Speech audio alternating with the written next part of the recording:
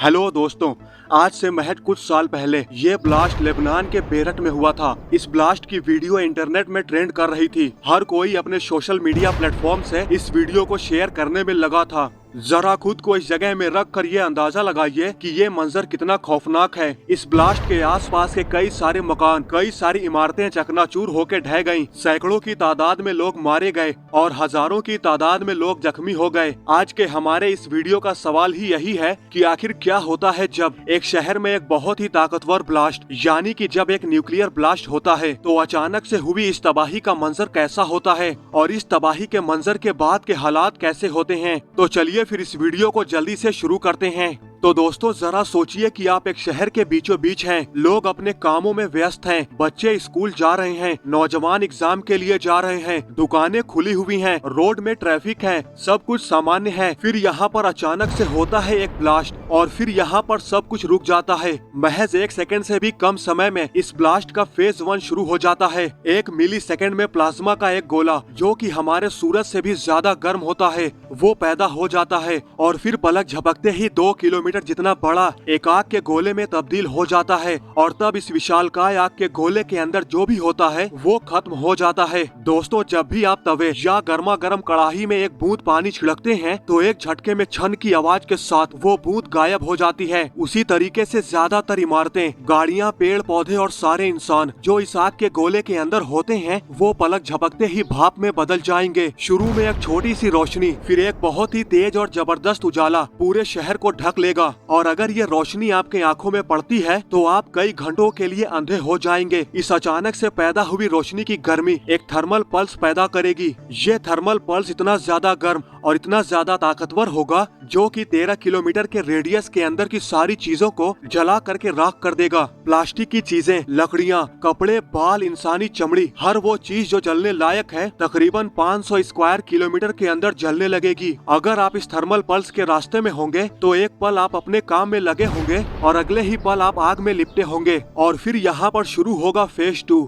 Phase 2 की शुरुआत कुछ सेकंड के बाद होगी। ज्यादातर लोगों को ब्लास्ट के दौरान या बाद में इस बात का एहसास हो जाएगा कि कुछ तो गड़बड़ है, लेकिन सैकड़ों हजारों लोगों के लिए काफी देर हो चुकी होगी। वो विशालकाय आग का गोला और वो चकाचौंध रोशनी मिलकर झटकेदार, ताकतवर, फैलती गर्म हवा उत्पन्न करेंगी, जिसे कहते हैं शॉक वेव, जो कि आवाज की गति से भी तेज होती है और ऐसे हवाओं को जन्म देती हैं जो कि तूफान, बवंडर और सुनामी से भी ज्यादा तेज और मजबूत होते हैं। हवा की इस ताकत के सामने इंसान का बनाया कुछ भी नहीं टिकता। इस आग के गोले के 1 किलोमीटर के अंदर सारी इमारतें चुटकियों में ही धूल बन जाते हैं और इन इमारतों की स्टील और कंक्रीट से बने कुछ मलबे ही बचे रहते हैं। तकरीबन 175 स्क्वायर किलोमीटर के दायरे में ये शॉकवेव सभी इमारतों को, पेड़ पौधों को, जंगलों को ताश की पत्तियों की तरह उड़ा देता है। हजारों लाखों लोग इस घटना की चपेट में आ जाते हैं, जिनको संभलने का भी मौका नहीं मिलता। आसपास के सभी गैस स्टेशन, पेट्रोल पंप विस्फोट कर जाते हैं और चारों तरफ के मलबों में आग ही आग होती है और मशरूम की शक्ल की आग, धुआं और राख के गुबार का एक गोला आसमान में उड़ता है जो कि पूरे शहर को अब अंधेरे में ढक देता है। ये गोला अपनी तरफ तेजी से हवा को खींचता है जो ताजी ऑक्सीजन को खींचते हुए इमारतों को नुकसान पहुंचाती है और अब यहाँ से जो भी चीजें होती हैं वो शहरों पे तय होती हैं। अगर शहरों में आसपास जलने वाली चीजें ज्यादा हैं, गाड़ियाँ बहुत ज्यादा हैं, पेट्रोल और फ्यूल के सोर्स ज्यादा हैं, जिसका नतीजा ऑक्सीजन और आग मिलकर उस शहर के मलबे को आग की भट्टी बना देते हैं। नतीजा, मलबों में फंसे जिंदा लोग बच नहीं पाते। इस विस्फोट के तकरीबन 21 किलोमीटर की दूरी तक आपके और मेरे जैसे कई सारे लोग इस विस्फोट की वीडियो या फिर फोटो लेने की कोशिश करते हुए अपनी खिड़कियों की तरफ बढ़ेंगे, इस बात से अनजान कि ब्लास्ट से निकला वो शॉक वेव इनकी तरफ आ रहा है जो उनके खिड़कियों के शीशों को चकनाचूर कर उन्हें बुरी तरह से घायल कर देगा। और तब फिर यहाँ पर से फेज 3 कुछ घंटों या फिर हो सकता है 1-2 दिन के बाद आएगा, जब आपको ये लगेगा कि कोई न कोई सहायता जरूर आएगी। लेकिन इस बार का मसला थोड़ा अलग है। हालांकि एक बहुत बड़ा बम ब्लास्ट या फिर एक परमाणु विस्फोट शुरुआती वक्त में एक आम कुदरती आपदा या कुदरती मुसीबत की ही तरह का होता है, तब वहाँ पर हजारों लाखों लोग गंभीर रूप से घायल हो सकते हैं। अपाहिज, टूटी हड्डियाँ या फिर गंभीर रूप से जले हुए लोग और इसी वजह से आने वाले कुछ मिनट या घंटों में इन गंभीर चोटों की वजह से और भी सैकड़ों लोग मरेंगे। अनगिनत संख्या में कई सारे लोग इमारतों के मलबों के नीचे दबे हुए होंगे, जैसा कि एक भूकंप में होता है जो अचानक हुए चकाचौंध रोशनी और विस्फोट की आवाज की वजह से सुन और देख नहीं पाएंगे। वो डरे घबराए सहमे हुए लोग जो मलबे में फंसे होंगे और निकल नहीं पाएंगे, ये समझ नहीं पा रहे होंगे ये आखिर उनके साथ क्या और क्यों हुआ। उस शहर की इमारतों से सटे हुए सारे अस्पताल किसी भी तरह की मेडिकल हेल्प नहीं पहुंचा पाएंगे। सारे मेडिकल स्टाफ, डॉक्टर, नर्स बुरी तरीके से घायल होंगे या मर चुके होंगे। खुशकिस्मती से जो भी लोग मेट्रो के टनल या फिर अपने घर के बेसमेंट में बिना जले बिना घायल हुए छुपने में कामयाब थे, उनके ऊपर से अभी पूरा खतरा टला नहीं है। इस बात पर निर्भर करते हुए कि कैसा पदार्थ है और किस जगह पे विस्फोट हुआ है, साथ ही साथ मौसम कैसा है।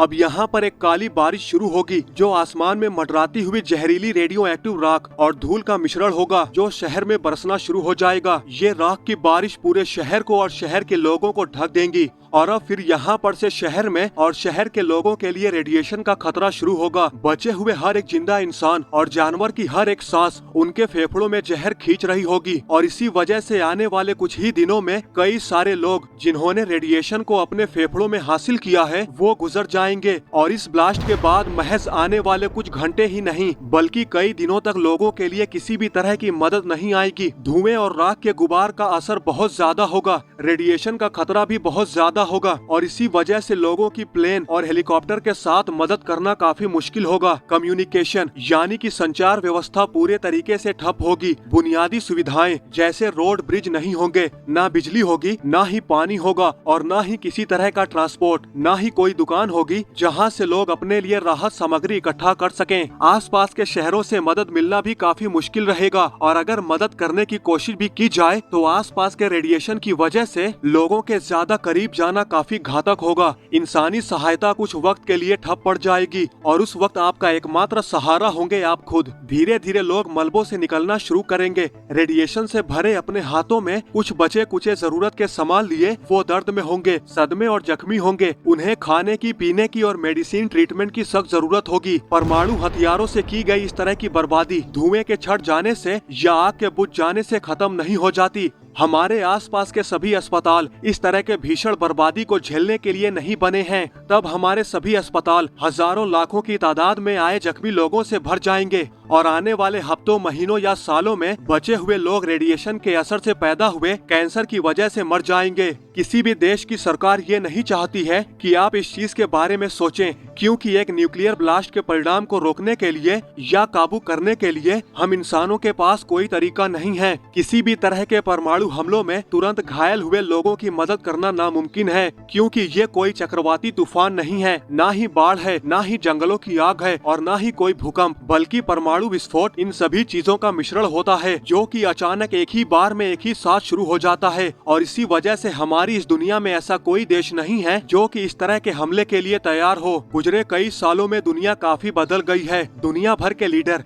एक दूसरे को खुलेआम परमाणु हमले के लिए धमकी देते रहते हैं। दुनिया के हर मुल्क की सरकारें अपने देश की जनताओं को ये बात जरूर कहती हैं कि परमाणु हथियारों का हमारे पास होना अच्छा है, लेकिन वहीं ये किसी और देश के पास हो तो बुरा है। जरा सोचिए, दो देश के पॉलिटिकल लीडर आपसी खुन्नस में एक दूसरे के ऊपर परमाणु हथियारों से बमबारी कर देते हैं। सहायता और खिलाफ में और भी कई सारे देशों को इस बेतुकी और बेमतलब के जंग में उतरना पड़ता है और देखते ही देखते पूरी की पूरी दुनिया इस जंग में डूब जाती है। और फिर बस 2 दिन, मात्र 2 दिन और हमारी ये खूबसूरत सी दुनिया खत्म। हम इस भयानक तबाही से बस एक सन की सोच की दूरी पे हैं। वैसे इस तबाही से बचने का एक तरीका है कि अगर हम नए परमाणु हथियार न बनाएं और पुराने परमाणु हथियारों को डिसमेंटल कर दें और उनके टुकड़ों को नस्तो नाबूद कर दिया जाए। वैसे भी एक सर्वे के हिसाब से पूरी दुनिया की 2/3 मुल्कें और उनके बाशिंदे नहीं चाहते कि परमाणु हथियार इस दुनिया में हमारे बीच मौजूद रहे। वैसे ये ख्याल काफी बड़ा है और ये तभी हो सकता है जब आप और मेरे जैसे लोग एक साथ कदम से कदम मिलाकर इस मुहिम का हिस्सा बने।